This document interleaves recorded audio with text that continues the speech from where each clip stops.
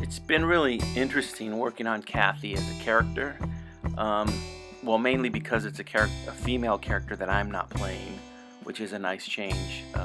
Lisa, my friend Lisa, does the voice. And this scene here that I'm working on is a scene where she's at her favorite store called Fabric Barn, and it's like it's like one of those Joann's fabrics or something like that. She loves going and looking at different fabrics for whatever she's making. I think she's there looking for fabrics to make her daughter a dress, because in this film her daughter wants to go to this store in the mall called Hot Miss, and Kathi ain't having it. Kathi doesn't want her daughter going there because that could potentially unlock an inner freak within her daughter, and Kathi knows, because Kathi has experience with that, a secret life, if you will. And this shot here is kind of Kathi peering out from some of the fabrics. So I didn't use reference at all for this particular shot. A lot of times I do, but these patterns I just made up. And using the iPad's a lot of fun, because you can experiment with colors, and you can experiment with just different pens and things like that. I use the same pen over and over. When I created my own pen in Procreate, and I call it the Money Pen. It's like my go-to pen. It's black, and I have different widths, and yeah, going digital has been a nice progression for me. I like it. But it was a lot of fun making these patterns. Just whatever came to my head, I just would go with.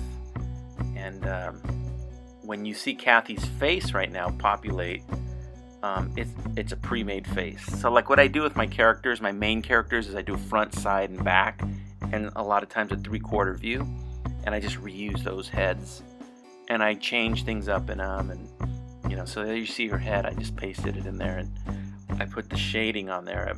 I use a black block of shading, and then you just turn the opacity down. That's one of my favorite ways to do. One little trick that I do is also, after I do the shading, I go in and I erase it from the eyeball, so that you get the white of the eye. She's a little bit surprised. She gets a shock. Something happens in this store, so I had to adjust her expression.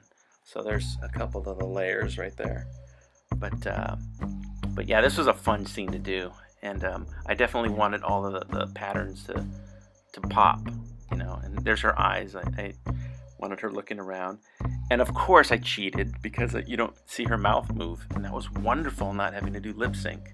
I think a lot of my friends, Corey Kerr, if you're listening, I know you can testify to the joy of not doing lip sync.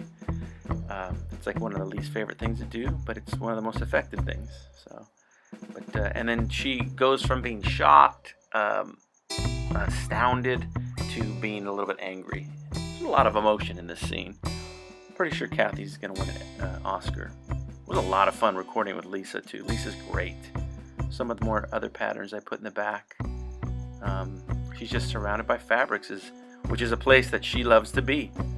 That's like her comfort zone. So Kathi, and there's some more shading, black. I just paint black shadows and then just turn the opacity down. It's a nice little trick. But hope you guys enjoy Pleasure Beast when you see it, and say hi to Kathi. And remember, fabrics are forever, like friendship, whatever that means. Yeah, bye.